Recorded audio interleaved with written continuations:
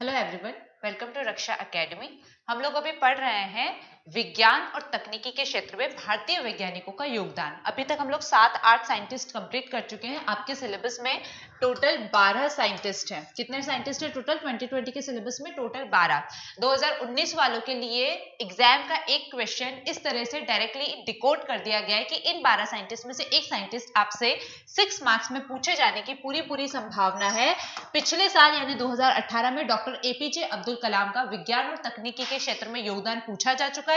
इस बार बचे हुए 11 जो साइंटिस्ट है उनके पूछे जाने की संभावना बनती है। राजा रमन्ना भी पूछे जा सकते हैं क्योंकि इंदौर में उनके नाम का इंस्टीट्यूट है। ठीक है, मतलब वो मध्य प्रदेश के ही है, तो राजा रमन्ना पूछे जाने की संभावना, या फिर विक्रम अंबालाल साराभाई जो आज हम पढ़ रहे हैं वो पूछे जाने की संभावना है, जो इसरो के संस्थापक, इसरो की नींव रखने वाले व्यक्ति कहे जाते हैं। तो 2019 वालों 12 लेक्चर है गिन के, वो भी मुश्किल से 30-30 मिनट के, कोई तो उससे भी कम का है। देख लो, एक क्वेश्चन फाइनल कर लो, क्वेश्चन आंसर लिखो।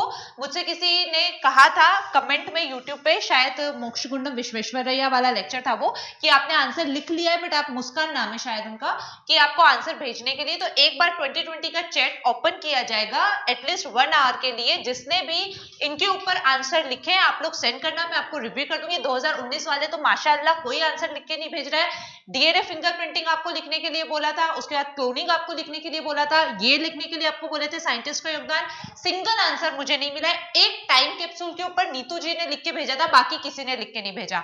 अगर आप लोग चाहते हैं कि मैं डायरेक्ट आपसे कनेक्टिविटी स्टेब्लिश करके आंसर राइटिंग की प्रैक्टिस करूं, जो आंसर मैं लिखती हूं वो मैं बोर्ड पर लेकर आऊं, आप लोगों के साथ उसके ऊपर चर्चा करूं, आप लोग मुझे मेरी कमियां बताओ, मैं आप लोगों को आपकी कमियां या अच्छाइयां बताओ, तो पहले आप लोग इनिशिएटिव करोगे, आप लोग मुझे आंसर लिख के भेजोगे। एटलीस्ट 10 से 12 कॉपी मुझे अपने ग्रुप में मिलेगी, तब मैं अपना आंसर यहां पर लेकर आऊंगी। अदरवाइज ये ऐसा हो जाता है कि मैं अपना टाइम वेस्ट कर रही हूं। आपको पता है मेरा भी मेंस है, तो मैं कोई भी इनिशिएटिव तभी लूंगी जब आपका रिस्पॉन्स मुझे पहले से बहुत एनर्जेटिक वे में मिलेगा।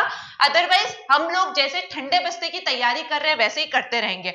एक बार फिर से लास्ट टाइम में इनिशिएटिव कर रही हूं, अगर आप लोग चाहते हो कि मैं अपने आंसर आप लोगों के साथ शेयर करूं, हम लोग डेली एक आंसर राइटिंग का वीडियो लेकर आए, चाहे वो पेपर 3 पे हो, चाहे ऐसा कोई क्वेश्चन हो जिसपे आप लोगों को लिखने में परेशानी आ रही हो, वो मैं लिख के बताऊं या हमारी कोई और फैकल्टी उसको लिखकर बताए, तो आज जो क्वेश्चन मैं आपको दूंगी उसके ऊपर आपको आंसर लिखना है। पहले के जो क्वेश्चन मैंने दिए, चाहे वो डीएनए फिंगरप्रिंटिंग हो, चाहे हरगोविंद खुराना वाला क्वेश्चन हो, कोई भी एक सिंगल क्वेश्चन मुझे 2019 वाले ग्रुप में और 2020 वाले ग्रुप में मिलना चाहिए। 2020 की ग्रुप चैट आज ओपन होगी। जब भी आपको ये वीडियो मिलेगा उसके बाद 1 आवर 2 आवर के लिए आपकी वीडियो चैट ओपन होगी। आपका जो टॉप 100 का ग्रुप है उसकी चैट ओपन होगी। बट ये ध्यान रखना, अननेसेसरी मैसेज कोई मत करना, अननेसेसरी बातें नहीं होनी चाहिए। सिर्फ सिंगल कॉपी आपसे मांगी है, सिंगल आंसर आपसे मांगा है, आप वो दो और वहां पर आपको रिव्यू मिलेगा। अगेन बोल रही हूँ, अगर आप लोगों की साइड से एनर्जेटिक रिस्पॉन्स आएगा, पॉजिटिव रिस्पॉन्स आएगा, तब हम ये वाला इनिशिएटिव शुरू करेंगे। अदरवाइज मैं अपनी तैयारी कर रही हूँ, आप अपनी तैयारी करो। ठीक है, आज का जो हमारा टॉपिक है वो है विक्रम अंबालाल साराभाई। विक्रम अंबालाल साराभाई वो व्यक्तित्व है जिसकी वजह से आज भारत दुनिया में अंतरिक्ष प्रौद्योगिकी के क्षेत्र में जाना जाता है।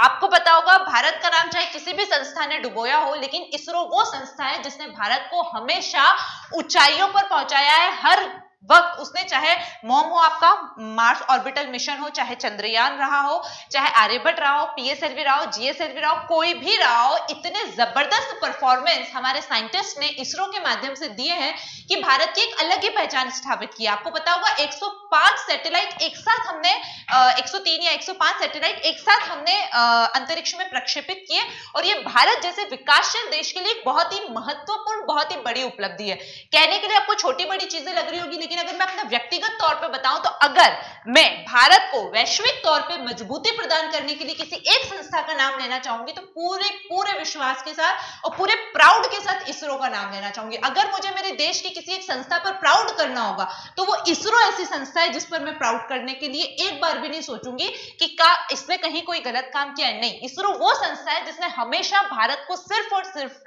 उपलब्धियों की सीढ़ियों पर चढ़ाया है।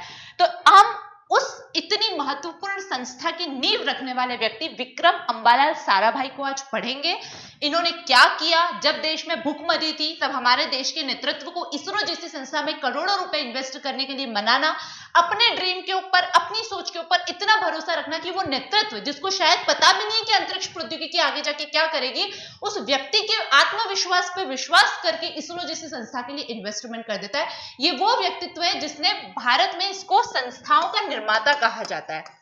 विक्रम अंबालाल साराभाई को क्या कहा जाता है? भारत में संस्थाओं का निर्माता। मतलब इन्होंने भारत में वैज्ञानिक दृष्टि से, अनुसंधान और शोध की दृष्टि से इतनी सारी संस्थाओं का निर्माण किया, इतनी सारी संस्थाओं की स्थापना की और उन संस्थाओं ने भारत में शोध और अनुसंधान को एक नया ही आयाम देते हुए और अधुनातन किया है हर टेक्नोलॉजी को। तो ये बहुत ही महत्वपूर्ण व्यक्ति है, संस्थाओं के निर्माता है, भारत में इसरो जैसी संस्था की नींव रखने वाले व्यक्ति है और भी इन्होंने बहुत ज्यादा इंपॉर्टेंट शोध किए। बाद में जब हमारे होमी जहांगीर भाभा जी का 1966 में निधन हो गया था, उसके बाद स्वयं परमाणु ऊर्जा आयोग के अध्यक्ष बने और हमारे यहाँ पर जो आपका कुडनकुलम कलपक्कम का जो फास्ट ब्रीडर रिएक्टर है उसकी स्थापना में भी इन्होंने योगदान दिया। मतलब हमारे देश की प्रगति करवाने वाले विज्ञान और तकनीकी के हर क्षेत्र को इन्होंने छुआ, महत्वपूर्ण अपनी उपलब्धि दी। इनकी सबसे इंपॉर्टेंट चीज अगर मैं आपको बताऊं जो हमें भी होनी चाहिए, क्योंकि हम एक प्रशासक के तौर पर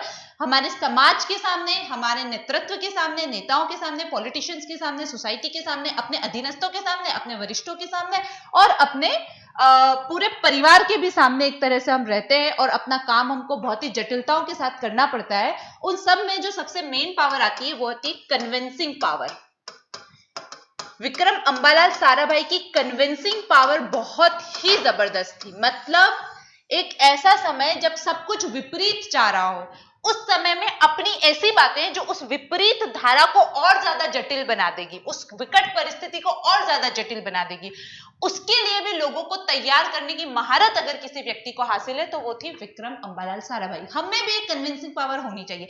सबसे पहली कन्विंसिंग पावर तो हमें खुद को कन्विंस करने की होती है। कैसे?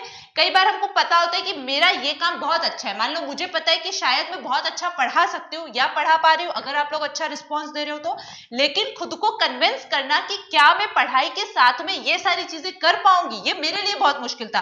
सामने वाला जो मुझे जानता है शायद वो बहुत आसानी से कह सकता है कि हाँ बरखा कर सकती हो, कर लो, लेकिन क्या मैं खुद कन्विंस हूं इस बात के लिए? जब तक आप एमपीपीएससी करने के लिए खुद कन्विंस नहीं हो, किसी के दबाव में कर रहे हो, किसी को दिखाने के लिए कर रहे हो, तब तक आप एमपीपीएससी को सक्सेसफुली अचीव नहीं कर सकते किसी पोस्ट को, है ना।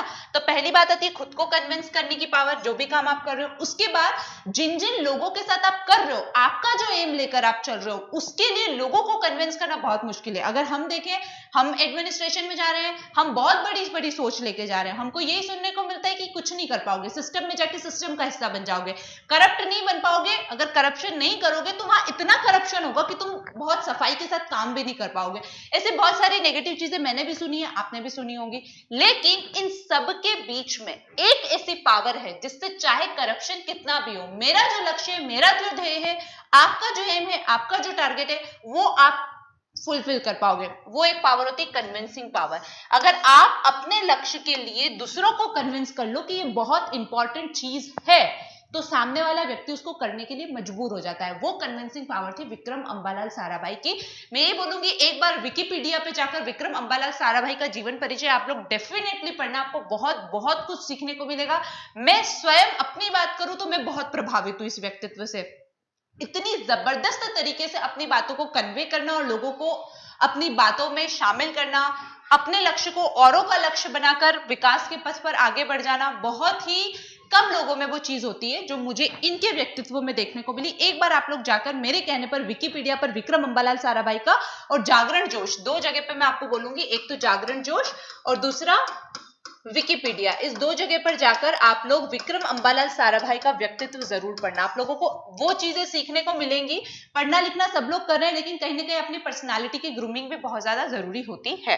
अब हम आते हैं विक्रम अंबालाल साराभाई के ऊपर। मैं सीधे नोट्स में से आपको समझाऊंगी क्योंकि सारी फैक्चुअल चीजें हैं। मेन आपको जब भी अगर 6 नंबर में आता है और 2020 वालों के लिए अगर 5 नंबर में आता है तो हम इनको इसरो के संस्थापक के रूप में ही स्टैब्लिश करेंगे, इसरो के संस्थापक के रूप में ही इनका परिचय देते हुए इनके योगदान का वर्णन वर्णन करेंगे, लेकिन कुछ और चीजें हैं जो अगर ज्यादा मार्क्स में, ज्यादा वर्ड्स में पूछा जाता है तो हमको लिखना होगी। तो हम सीधे नोट्स में से देखते हैं। विक्रम अंबालाल साराभाई, वही अगेन एक जबरदस्त हमारी स्टार्टिंग होनी चाहिए। एक लाइन में उस व्यक्तित्व का पूरा परिचय हमको देना आना चाहिए। भारतीय अंतरिक्ष कार्यक्रम के जनक, क्या बोलेंगे हम विक्रम अंबालाल साराभाई का? एक लाइन में अगर हमको परिचय देना है तो हम क्या लिखेंगे?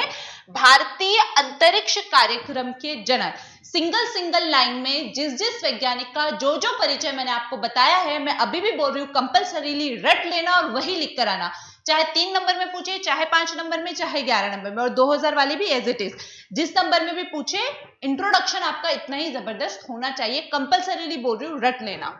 भारतीय अंतरिक्ष कार्यक्रम के जनक विक्रम अंबालाल साराभाई का जन्म 12 अगस्त 1919 को अहमदाबाद में हुआ था। 1940 में, 1940 कौन सा टाइम है? द्वितीय विश्व युद्ध का टाइम है। ये भी अपनी पढ़ाई के लिए इंग्लैंड गए हुए थे। वहां पर कैम्ब्रिज विश्वविद्यालय से प्राकृतिक विज्ञान यानी नेचुरल साइंस में ट्राइपोस की डिग्री, एक तरह की बैचलर डिग्री होती है, ट्राइपोस की डिग्री प्राप्त की, और द्वितीय विश्व युद्ध शुरू होने पर वे भारत लौट आए, क्योंकि द्वितीय विश्व युद्ध हो गया और अब वो भारत से इंग्लैंड वापस नहीं जा पाए। तो वो अवधि जो द्वितीय विश्व युद्ध की थी, जिसकी वजह से विक्रम अंबालाल साराभाई भारत में ही रह गए, और वो मैं बोलूंगी द्वितीय विश्व युद्ध ना हमारे लिए फॉर्चुनेट हो गया, क्योंकि विक्रम अंबालाल साराभाई जैसा व्यक्ति इंग्लैंड जाने की बजाय भारत में ही रह गया, और फिर उसने भारत की परिस्थितियों को देखा, समझा, और वहां पर कुछ शोध, कुछ अनुसंधान करके सुधार लाने के प्रयास किए। तो इस दृष्टि से द्वितीय विश्व युद्ध हमारे लिए तो फॉर्चुनेट हुआ। क्यों? क्योंकि उसने हमको विक्रम अंबालाल साराभाई दे दिया। 1940 में आपने कैम्ब्रिज विश्वविद्यालय से प्राकृतिक विज्ञान में ट्राइपोस की डिग्री प्राप्त की, और द्वितीय विश्व युद्ध शुरू होने पर वे भारत लौट आए।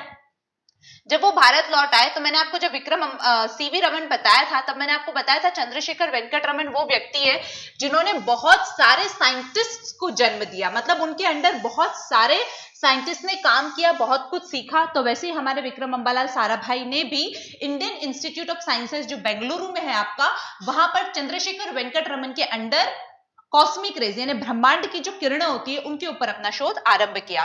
तो 1940 में ये आए, भारत में ही रह गए। क्यों? क्योंकि द्वितीय विश्व युद्ध आरंभ हो चुका था। तब 1947 में यहाँ पे और यहाँ यानी बेंगलोर में जब वो थे, Indian institute of sciences Bengaluru में स्थित भारतीय विज्ञान संस्थान में सर चंद्रशेखर वेंकट रमन के निरीक्षण में ब्रह्मांडीय किरणों पर अनुसंधान करने लगे, कॉस्मिक रेज के ऊपर अनुसंधान करने लगे। 1947 में उष्ण कटिबंधीय अक्षांश में कॉस्मिक रे पर अपने शोध ग्रंथ के लिए कैम्ब्रिज विश्वविद्यालय ने उन्हें डॉक्टरेट यानी कि पीएचडी की उपाधि से सम्मानित किया। उष्ण कटिबंधीय अक्षांश, भारत आपको पता है उष्ण कटिबंधीय अक्षांश में ही पड़ता है। इस अक्षांश में जब ब्रह्मांडीय किरणें आती है, देखो उष्ण कटिबंधीय होता है, उपोष्ण कटिबंधीय होता है, शीतोष्ण कटिबंधीय होता है, फिर शीत कटिबंधीय होता है।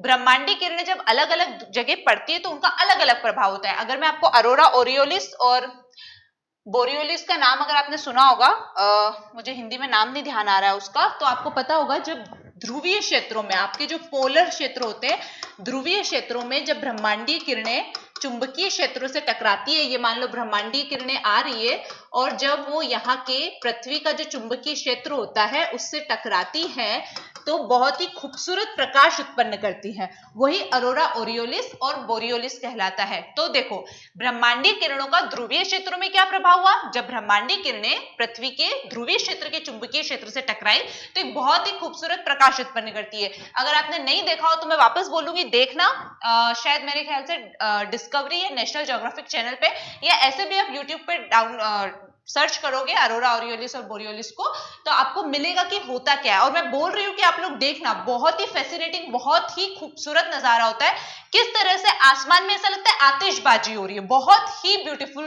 नजारा होता है वो। आप लोग देखना कैसे होता है कि ब्रह्मांडीय किरणें जब चुंबकीय क्षेत्र से टकराती है तो क्या नजारा बनता है। ठीक है, ये आप लोगों को अभी देखना है यूट्यूब पे जाकर।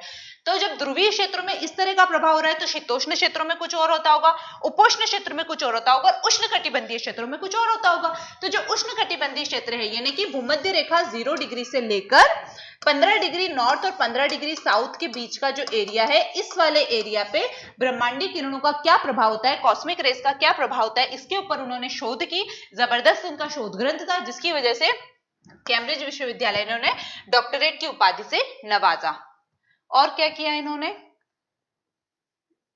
उनके कॉस्मिक रे के अध्ययन ने, ये जो कॉस्मिक रे किया उन्होंने उष्णकटिबंधीय क्षेत्रों में क्या प्रभाव होता है, तो उसमें उन्होंने क्या बताया, उनके कॉस्मिक रे के अध्ययन ने यह सिद्ध कर दिया कि कॉस्मिक किरणें बाह्य अंतरिक्ष से आने वाली शक्ति कणों की एक धारा है।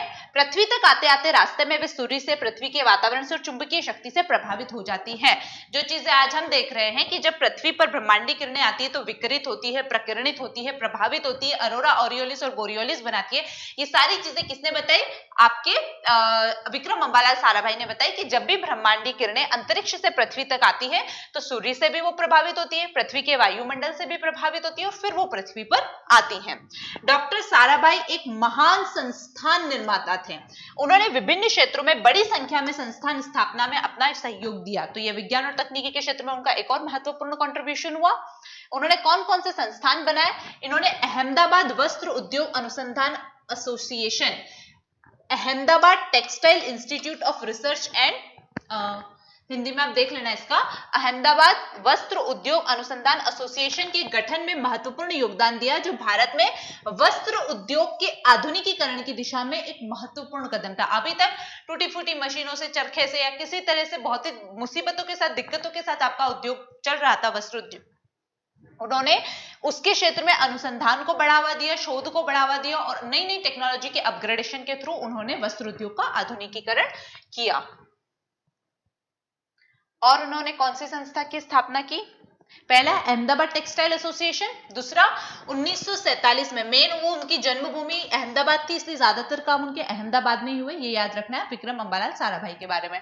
सन 1947 में अहमदाबाद में भौतिकी अनुसंधान प्रयोगशाला, इंपॉर्टेंट है, फिजिकल रिसर्च लेबोरेटरी की आपने स्थापना की। Indian institute of management Ahmedabad, IIM Ahmedabad की स्थापना में आपका अहम योगदान रहा। वह एक महान उद्योगपति भी थे, संस्थाओं के निर्माता थे। एक महत्वपूर्ण संस्था इसरो को हम अलग से पढ़ेंगे, तो इसरो की स्थापना आपने की। इसके अलावा अहमदाबाद टेक्सटाइल एसोसिएशन की स्थापना आपने की, भौतिकी अनुसंधान प्रयोगशाला की स्थापना की, IIM अहमदाबाद की स्थापना में आपका महत्वपूर्ण योगदान दिया। आप महान उद्योगपति भी थे। आज उनके उद्योग उनके द्वारा स्थापित है। आज बहुत सारे ऐसे उद्योग है जो स्वयं विक्रम अंबालाल साराभाई ने स्थापित किए थे, जैसे Sarabhai Chemicals, Sarabhai Glass, Sarabhai Geigy Limited, Sarabhai Merck Limited आदि। तो उद्योगों के क्षेत्र में भी आपने योगदान दिया। एक और जो सबसे महत्वपूर्ण काम उन्होंने किया और हमको अपने आंसर में लिखना है इस चीज को, उद्योग के क्षेत्र में था उनका एक काम, लेकिन उन्होंने भारत की बहुत सारे पैसे बचाए और इस क्षेत्र में भी विज्ञान तकनीकी का शोध बढ़े, इसके लिए प्रेरित किया। उन्होंने क्या किया, उन्होंने सैनिक संयंत्र और एंटीबायोटिक जैसे पेनिसिलिन का भारत में निर्माण आयोग स्थापित करके भारत के करोड़ों रुपए बचाए। इन वस्तुओं का अभी तक विदेश से ही आयात किया जाता था, जब तक विक्रम अंबालाल साराभाई ने खुद ये इनिशिएटिव नहीं लिया था कि सैनिक संयंत्र, चाहे वो गन हो, मिसाइल हो, तोपे हो, हम खुद भारत में बनाएंगे, पेनिसिलिन जैसी एंटीबायोटिक्स हम खुद भारत में बनाएंगे। उससे पहले तो वो सारी चीजें हम आयात कर रहे थे और आपको पता है आयात में करोड़ों रुपए हमारी विदेशी मुद्रा के रूप में हम खर्च कर रहे थे, बर्बाद कर रहे थे। जब हम खुद अपने देश में ये सारी चीजें बनाने लगे तो आत्मनिर्भरता आई, टेक्नोलॉजिकल अपग्रेडेशन हुआ, रोजगार का निर्माण हुआ और आर्थिक प्रगति का मार्ग प्रशस्त हुआ। आपने भेषज उद्योग, भेषज उद्योग का मतलब होता है औषधि उद्योग, भेषज को हम क्या बोलते हैं, औषधि। आपने भेषज उद्योग में इलेक्ट्रॉनिक आंकड़ा प्रसंस्करण और संचालन अनुसंधान तकनीकों को लागू किया और भेषज उद्योग यानी औषधि उद्योग को आत्मनिर्भर और अनेक दवाइयों और उपकरणों को देश में ही बनाने में महत्वपूर्ण भूमिका निभाई। तो ये बहुत इंपॉर्टेंट लाइन है इनकी, ये भी आप लोग याद रखना। एक कॉस्मिक रे में इन्होंने काम किया, फिर इन्होंने अहमदाबाद एसोसिएशन की और सारी संस्थाओं की स्थापना की, फिर उद्योगों के और दवाइयों के क्षेत्र में इन्होंने ये महत्वपूर्ण कार्य किया। और क्या किया, साराभाई देश में विज्ञान, ये वापस इंपॉर्टेंट लाइन है, आपको ये चीज लिखनी है, ठीक है। साराभाई देश में विज्ञान की शिक्षा की स्थिति के बारे में बहुत चिंतित थे। इस स्थिति में सुधार के लिए उन्होंने सामुदायिक विज्ञान केंद्र की स्थापना की, क्योंकि उनको लग रहा था कि देश में वैज्ञानिक शिक्षा के ऊपर बहुत ज्यादा ध्यान नहीं दिया जा रहा, बहुत ही पुअर कंडीशन है वैज्ञानिक शिक्षा की। तो उसको आगे बढ़ाने के लिए, उसमें एडवांसमेंट और अपग्रेडेशन लाने के लिए विक्रम अंबालाल साराभाई जी ने सामुदायिक विज्ञान केंद्र की स्थापना की। आपका सर्वाधिक अमूल्य योगदान। अब आते हैं मेन इसरो के ऊपर, ये सब तो आपको एक एक लाइन में लिखना ही है। अब जो मेन इनका कंट्रीब्यूशन है हमारी इसरो की स्थापना में, वो पढ़ते हैं। और ये आपसे प्रीलिम्स का फैक्ट बन सकता है यहां से, इसलिए बहुत ध्यान से सुनना, क्योंकि इसरो जैसी ऑर्गेनाइजेशन आपके प्रीलिम्स के सिलेबस में है। तो एक बार देख लो, हम वहां पे अलग से पढ़ेंगे उसको, बट यहाँ पर भी आपको पढ़ाया जा रहा है तो आप देख लो। आपका सर्वाधिक अमूल्य योगदान भारत में अंतरिक्ष प्रौद्योगिकी के क्षेत्र के विकास और अनुसंधान की स्थापना है। हमने देखा है अंतरिक्ष प्रौद्योगिकी के कार्यक्रम का जनक कहा जाता है इनको। आपके प्रयासों के परिणाम था सन 1962, ईयर कंपलसरी याद रखना, सन 1962 1962 में भारतीय राष्ट्रीय अंतरिक्ष अनुसंधान समिति यानी कि इनकोस्पार का गठन हुआ। नाम याद कर लेना, भारतीय राष्ट्रीय अंतरिक्ष अनुसंधान समिति। और थुम्बा केरल, अगेन इंपॉर्टेंट, केरल के थुम्बा में भारत के प्रथम रॉकेट प्रमोचन केंद्र, जिसको हम शॉर्ट में बोलते हैं टल्स, जिसका नाम आज विक्रम अंबालाल साराभाई के नाम पे विक्रम अंबालाल साराभाई प्रक्षेपण केंद्र कर दिया गया है। वो पहला भारत का प्रक्षेपण केंद्र जहां से कोई भी रॉकेट लॉन्च होता है, जहां से कोई भी सैटेलाइट लॉन्च होती है, वो स्थापना भी सन 1962 में की गई। किसके द्वारा? विक्रम अंबालाल साराभाई के द्वारा। आप इनकोस्पार के प्रथम अध्यक्ष भी नियुक्त हुए। अगेन एक बार पढ़ रही हूं, सुनो ध्यान से, इंपॉर्टेंट है इसलिए बार बार बोल रही हूं। आपका सर्वाधिक अमूल्य योगदान भारत में अंतरिक्ष प्रौद्योगिकी के क्षेत्र के विकास और अनुसंधान की स्थापना है। आपके प्रयासों के परिणाम था सन 1962 में भारतीय राष्ट्रीय अंतरिक्ष अनुसंधान समिति इनकोस्पार का गठन हुआ तथा थुम्बा केरल में भारत में प्रथम रॉकेट प्रमोचन केंद्र टल्स की स्थापना हुई। फुल फॉर्म देख लो इसका, Thumba equatorial rocket launch station. आप इनकोस्पार के प्रथम अध्यक्ष नियुक्त हुए। फिर यही इनकोस्पार 1969 में जाके क्या बन गया? हमारा इसरो। समझ में आया? पहले 1962 में क्या बना था? इनकोस्पार। वही 1969 में जाके क्या बन गया? इसरो। इसकी एक कहानी है। ये जब गए हमारे पंडित जवाहरलाल नेहरू जी के पास कि ऐसा कोई संस्था उनको बनाना है, अंतरिक्ष प्रौद्योगिकी के क्षेत्र में काम करना है, तो आपको पता है भुखमरी की स्टेज थी, साफ मना कर दिया गया होगा। लेकिन इनको पता था कि अंतरिक्ष प्रौद्योगिकी किसानों को, क्योंकि उस वक्त भुखमरी की स्टेज थी, उस वक्त खाद्यान्न आत्मनिर्भरता हमारी सर्वप्रमुख आवश्यकता थी। इन्होंने बताया कि किसानों को कैसे मदद करेगी, कि रिमोट सेंसिंग सैटेलाइट हम भेजेंगे, जमीन की उर्वरता कितनी है, गुणवत्ता कैसी है, भूमिगत जल कैसा है, बीजों की गुणवत्ता कितनी है, कहीं भविष्य में तो कहीं वहां पे साइक्लोन नहीं आने वाला, भविष्य में तो वहां पे सूखा नहीं पड़ने वाला, बाढ़ आएगी तो क्या कंडीशन होगी। ये सारी चीजें किसानों के फायदे की दृष्टि से हम रिमोट सेंसिंग सैटेलाइट से देख सकते हैं, और ये फायदा उन्होंने बताया। तब हमारे पंडित जवाहरलाल नेहरू जी इंस्पायर हुए कि हाँ, किसानों को भी फायदा है। इस तरह से उन्होंने उद्योगों का फायदा बताया और एक एक फील्ड का फायदा बताते हुए उन्होंने विक्रम अंबालाल साराभाई जी ने इसरो की स्थापना की नींव रखी और कन्विंस किया। जैसे मैंने आपको बताया कि कन्विंसिंग पावर उस व्यक्ति की इतनी जबरदस्त थी जो और किसी में नहीं थी। 1969 में हमारा इनकोस्पार क्या बन गया? इसरो बन गया। तो सन 1969 में गठित भारतीय अंतरिक्ष अनुसंधान संगठन क्या था? इसरो। किसका परिवर्तित रूप था? इनकोस्पार का। ने तत्कालीन इनकोस्पार का अधिक्रमण किया और आपने राष्ट्र के विकास में अंतरिक्ष प्रौद्योगिकी की भूमिका और महत्व को पहचानते हुए इसरो के विकास के एजेंट के रूप में कार्य करने के लिए आवश्यक निर्देश दिए। मतलब इसरो अब भारत के विकास का एजेंट बनेगा। भारत के विकास के रास्ते इसरो से होते हुए निकलेंगे। इसरो सैटेलाइट के माध्यम से आपको हर वो इंफॉर्मेशन प्रोवाइड करेगा जो आपके प्रत्येक औद्योगिक क्षेत्र को, स्वास्थ्य के क्षेत्र को, चिकित्सा के क्षेत्र को, शिक्षा के क्षेत्र को एक नया आयाम देगा। हमको पता है सैटेलाइट से ही आज हम बहुत सारे फील्ड में बहुत ही जबरदस्त एडवांसमेंट और अपग्रेडेशन के साथ काम कर रहे हैं। तो ये सारी नींव रखने के लिए उन्होंने क्या दिए? निर्देश दिए कि इसरो को हमको उस लेवल तक लेकर जाना है कि वो भारत के विकास का एजेंट बन के निकले। उसके बाद इन्होंने क्या किया? जब आपने सब कुछ बना दिया, आपने थुम्बाक में टल्स की स्थापना कर दी, आपने इसरो बना दिया, तो अब क्या रॉकेट लॉन्च करना है। तो उन्होंने भारत का प्रथम रॉकेट जो था, आपका प्रथम सैटेलाइट, सॉरी आर्यभट्ट, उसके पीछे भी आपका ही हाथ था, आपका ही मास्टरमाइंड था, आपने ही पूरी उसकी संचालन की नींव रखी। भारत में सैटेलाइट टेलीविजन को लाने का श्रेय भी आपको है। इसके लिए तो आप सबको उनको थैंक यू बोलना ही चाहिए। क्यों? क्योंकि पहले क्या होता था, एक डब्बा होता था, उसमें एक चैनल चल रहा होता था, लोग सुबह से शाम तक दूरदर्शन लगा के बैठे होते थे। आज हर सेकंड आपका रिमोट चेंज होता है और इतने चैनल है कि आप देख देख के थक जाओगे, लेकिन चैनल खत्म नहीं होंगे। ये कौन लेके आया सैटेलाइट टेलीविजन? ये विक्रम अंबालाल साराभाई लेकर आए। नहीं तो आज भी हम दूरदर्शन के चैनल पर सिर्फ एक चैनल चला के जो भी आता सीरियल उसके 4 रिपीटेशन पार्ट देख रहे होते। आपको पता होगा, आपके मम्मी पापा से पूछना, जब दूरदर्शन पे वो टीवी सीरियल देखते थे तो हाँ, हालांकि उसका एक अलग क्रेज था, लेकिन आज जितनी वैरायटीज, आज जितना स्कोप नहीं था वहां पर। और आपने क्या किया देखते हैं विक्रम अंबालाल साराभाई ने।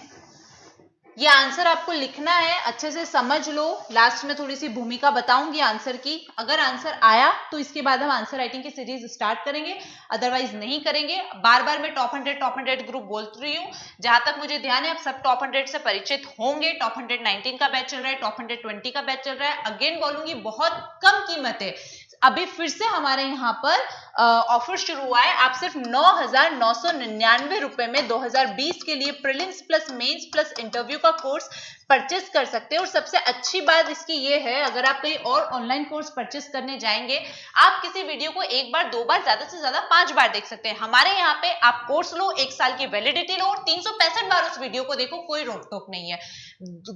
जो हमारा टॉप 100 का ग्रुप है उसके फायदे में खुद गिना गिना के नहीं थकती। आप डायरेक्ट कॉन्टेक्ट एस्टेब्लिश करते हो अपने टीचर्स के साथ, अपने कॉम्पिटिटर्स को देखते हो।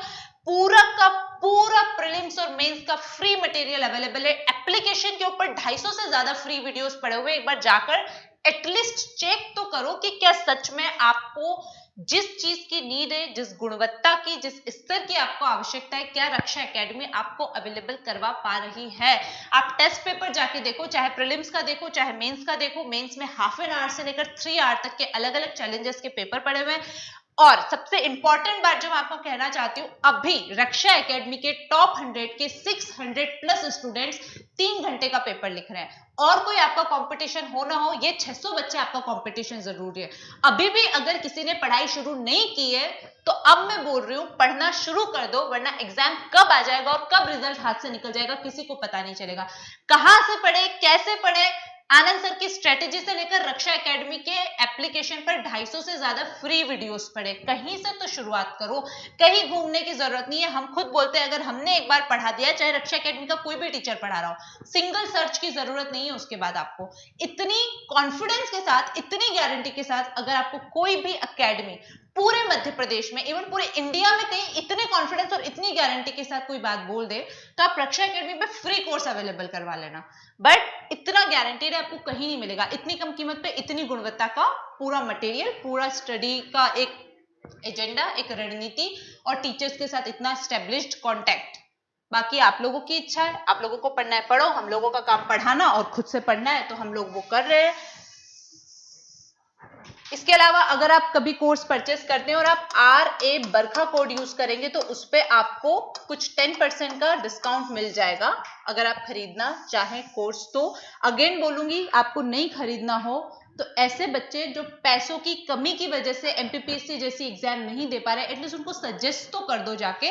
ये भी एक तरह की सोशल सर्विस है। मैं खुद हूं, मैं यहाँ पर और तो कुछ नहीं कर सकती हूँ, आपको सिर्फ एडवाइस कर सकती हूँ। आप लोग भी एडवाइस तो कर ही सकते हो किसी को, क्योंकि आपको भी पता है अगर आप पढ़ रहे हो रक्षा एकेडमी से तो आप सेटिस्फाइड होकर ही पढ़ रहे होंगे। इतनी गारंटी के साथ हर टीचर, रक्षा एकेडमी की पूरी टीम आपसे बोल सकती है।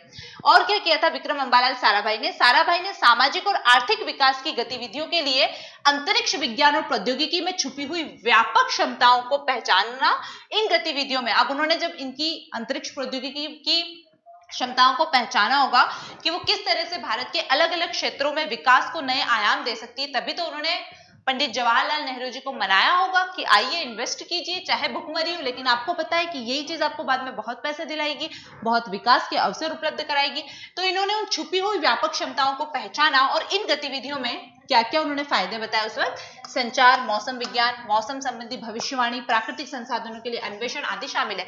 इन सारे वर्ड्स से हम परिचित हैं, हमको इनका मीनिंग पता है, तो ज्यादा एक्सप्लेन करने में टाइम नहीं लगाऊंगी, आगे चलती हूँ। और क्या किया विक्रम अंबालाल साराभाई जी ने? ये एक और इंपॉर्टेंट इनका योगदान है। डॉक्टर होमी जहांगीर भाभा की मृत्यु के पश्चात जनवरी 1966 में आपने परमाणु ऊर्जा आयोग के अध्यक्ष का कार्यभार संभाला और देश के परमाणु ऊर्जा कार्यक्रम के विकास के पथ पर अग्रसर करते हुए कलपक्कम में फास्ट ब्रीडर रिएक्टर की स्थापना की। एक चीज और मुझे बोलनी है, मुझे नहीं पता यूट्यूब पे जो लेक्चर्स आ रहे हैं आप लोगों को कितने पसंद आ रहे हैं कितने नहीं आ रहे हैं, बट बहुत ठंडा रिस्पॉन्स आप लोग दे रहे हो। अगर आपको पसंद आ रहा है तो आप ज्यादा से ज्यादा उसको शेयर करो, एटलीस्ट कमेंट में अपना रिव्यू बता दो, अच्छा लग रहा है तो अच्छा, बुरा लग रहा है तो बुरा, सुधार की जरूरत है तो वो कमेंट करो, ताकि हमें पता चले कि हम लोगों को कहाँ पे इंप्रूवमेंट करने की नीड है, कहाँ पर सुधार करने की जरूरत है। साथ में अगर अच्छा लग रहा है तो ज्यादा से ज्यादा शेयर करो, जिन लोगों के पास नहीं है इतना अच्छा मटेरियल उन तक पहुंचाओ। सिर्फ अपने लिए नहीं बोलूंगी, रक्षा एकेडमी की पूरी टीम के जो जो लेक्चर आपको पसंद आ रहे हैं ज्यादा से ज्यादा शेयर करो, ज्यादा से ज्यादा लोगों तक पहुंचाओ। इसके अतिरिक्त जब उन्होंने फास्ट ब्रीडर रिएक्टर कल्पक्कम में स्टैब्लिश किया विक्रम अंबालाल साराभाई ने, और उन्होंने क्या किया, उन्होंने एक और उनको संस्थाओं का निर्माता कहा जाता है, तो दो और संस्थाएं उन्होंने बनाई, variable energy cyclotron project Kolkata और भारतीय इलेक्ट्रॉनिक निगम लिमिटेड हैदराबाद और भारतीय यूरेनियम निगम लिमिटेड जादूगोड़ा बिहार आदि की स्थापना में भी आपका प्रमुख योगदान है। सारी संस्थाओं के नाम आप लोग याद कर लेना। ये सारा योगदान हुआ। अब क्योंकि वो इतने योगदान दिए उन्होंने, तो उनको भी कुछ सम्मान मिला होगा। उनको क्या सम्मान मिला? इस प्रकार साराभाई ने अंतरिक्ष प्रौद्योगिकी के अतिरिक्त वस्त्र उद्योग, परमाणु ऊर्जा, इलेक्ट्रॉनिक्स आदि क्षेत्रों में भी कार्य किया। वे रचनात्मक वैज्ञानिक, सफल भविष्य दृष्टा, क्योंकि इसरो की स्थापना की उन्होंने, उद्योगपति, संस्थान निर्माता, प्रवर्तक, शिक्षाविद, कला के पार्कियों, प्रबंध शिक्षक थे। जबरदस्त आपका कंक्लूजन। ठीक है, कंक्लूजन वाली लाइन है ये। आपके सम्मान में तिरुवनंतपुरम में स्थापित थुम्बा इक्वेटोरियल लॉन्चिंग स्टेशन टल्स का और संबद्ध अंतरिक्ष संस्थाओं का नाम विक्रम साराभाई अंतरिक्ष केंद्र रख दिया है। सन 1974 में सिडनी स्थित अंतरराष्ट्रीय खगोल विज्ञान संघ, इंटरनेशनल एस्ट्रोनॉमिकल यूनियन, जब भी आपका कोई नया ग्रह मिलता है या कोई छोटा क्षुद्र ग्रह मिलता है या खगोल विज्ञान से लेकर जो भी चीजें होती है उसको नाम देना, उसके लिए नियम बनाने का काम यही संस्था करती है, अंतरराष्ट्रीय खगोल विज्ञान संघ। इसने निर्णय किया कि सी ऑफ सेरेनिटी पर स्थित बेसल नामक मून क्रेटर अब साराभाई क्रेटर के नाम से जाना जाएगा। एक खगोलीय पिंड है सी ऑफ सेरेनिटी, उस पर एक मून है, बेसल नामक मून क्रेटर, क्रेटर मतलब एक तरह का गड्ढा, उसको अब साराभाई क्रेटर के नाम से जाना जाएगा। तो बहुत बड़ा अचीवमेंट है भारत के लिए कि खुद अंतरराष्ट्रीय खगोल विज्ञान संघ ने इतने बड़े अंतरिक्ष के एक पिंड के हिस्से का नाम हमारे वैज्ञानिक के नाम पर रखा। आपको सन 1962 में शांति स्वरूप भटनागर पुरस्कार और 1966 में पद्म भूषण और मरणोपरांत 1972 में पद्म विभूषण से सम्मानित किया। शांति स्वरूप भटनागर पुरस्कार के बारे में अगर आपको नहीं पता है तो ये विज्ञान के क्षेत्र में दिया जाने वाला सर्वोच्च पुरस्कार है। शांति स्वरूप भटनागर आपसे प्रीलिम्स में पूछा जाता है, विज्ञान के क्षेत्र में दिया जाने वाला सर्वोच्च पुरस्कार है शांति स्वरूप भटनागर पुरस्कार। हाल में इसरो और department of atomic energy, DAE का मतलब क्या है, परमाणु ऊर्जा विभाग ने साराभाई की अभी 100वीं जयंती थी। ध्यान रखना, इसलिए मैंने बोला आपसे कि या तो आपसे वो राजा रमन्ना पूछेगा अभी 2019 के लिए या फिर विक्रम अंबालाल साराभाई पूछेगा। क्यों? क्योंकि साराभाई की 100वीं जयंती मनाई गई। किसके द्वारा? इसरो और डिपार्टमेंट ऑफ एटॉमिक एनर्जी के द्वारा। तो ये आपका करंट अपडेट भी हो गया। अभी अगर आप किसी भी कोचिंग के नोट्स उठाओगे तो आपको इसरो तक मिल जाएगा और बाकी पूरा मिल जाएगा, लेकिन ये करंट अपडेट आपको हर नोट्स में नहीं मिलेगा। ये आपका काम होगा कि आप करो। यहाँ पर आपको करंट अपडेट भी मिल रहा है। आपको कोई टॉपिक, मैंने आपको बोला किसी सब्जेक्ट का कोई टॉपिक सिंगल सर्च करने की जरूरत नहीं है। आंख बंद करो, बस पढ़ना शुरू करो। एग्जाम सिर पर है, पढ़ाई स्टार्ट करो। हाल में इसरो और डिपार्टमेंट ऑफ एटॉमिक एनर्जी यानी परमाणु ऊर्जा विभाग ने साराभाई की 100वीं जयंती के उपलक्ष्य में राष्ट्रीय स्तर पर 1 वर्ष तक चलने वाले कार्यक्रमों के तहत विभिन्न आयोजन किए। इसका आरंभ 12 अगस्त 2019 को अहमदाबाद, जो उनका जन्म स्थान से हुआ था, और 12 अगस्त 2020 को इसका समापन केरल के तिरुवनंतपुरम में हुआ, जहां उन्होंने भारत का पहला रॉकेट लॉन्चिंग स्टेशन स्थापित किया था। कहां पे? थुम्बा में। ये आपका प्रीलिम्स का भी इंपॉर्टेंट फैक्ट बन जाता है कि अभी 100वीं जयंती पर जो कार्यक्रम शुरू किया विक्रम अंबालाल साराभाई का, वो शुरू कहां से हुआ था? तो अहमदाबाद से। खत्म कहां पे हुआ? तिरुवनंतपुरम के थुम्बा में। डेट याद रखना, 12 अगस्त उनका जन्म दिवस है, तो 12 अगस्त 2019 को अहमदाबाद से शुरू हुआ और 12 अगस्त 2020 को केरल के तिरुवनंतपुरम में समाप्त हुआ। किसकी 100वीं जयंती? विक्रम अंबालाल साराभाई की। किसने बनाया? इसरो और डिपार्टमेंट ऑफ एटॉमिक एनर्जी ने। हाल में इसरो ने अंतरिक्ष विज्ञान, प्रौद्योगिकी और अनुसंधान के क्षेत्र में सक्रिय योगदान देने वाले पत्रकार, ध्यान रखना साइंटिस्ट को नहीं दे रही है, किसको दे रहे हैं? पत्रकारों को। एक बार साफ करके अच्छे से बता देती हूँ। ये एक और करंट अपडेट है मे बी आपसे प्रीलिम्स में फैक्ट्स पूछ ले जाए या आपको लिखना होगा कि हाँ विक्रम अंबालाल साराभाई के लिए आपको अगर एक और कंक्लूजन तैयार करना हो अपने 11 नंबर के आंसर के लिए, तो ये एक चीज और आप लिख सकते हैं। हाल में इसरो ने अंतरिक्ष विज्ञान प्रौद्योगिकी और अनुसंधान के क्षेत्र में सक्रिय योगदान देने वाले पत्रकारों की पहचान कर उन्हें पुरस्कृत करने के लिए विक्रम साराभाई पत्रकारिता पुरस्कार की घोषणा की है। ये हमारा पूरा हो गया विक्रम अंबालाल साराभाई। आज का क्वेश्चन अब मैं आपको दे देती हूं। पहले तो फर्स्ट क्वेश्चन अगेन बोल रही हूं, एटलीस्ट 10 कॉपी आएगी तब मैं अपने आंसर्स लेकर आऊंगी, नहीं आई तो नहीं आऊंगी। विक्रम अंबालाल साराभाई, ये 2019 और 2020 दोनों को 3 नंबर में लिखना है फर्स्ट। दूसरा, विक्रम साराभाई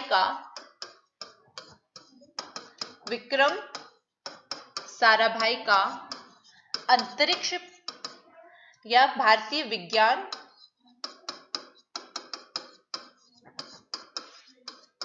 एवं तकनीकी के क्षेत्र में, भारतीय विज्ञान एवं तकनीकी के क्षेत्र में योगदान बताइए।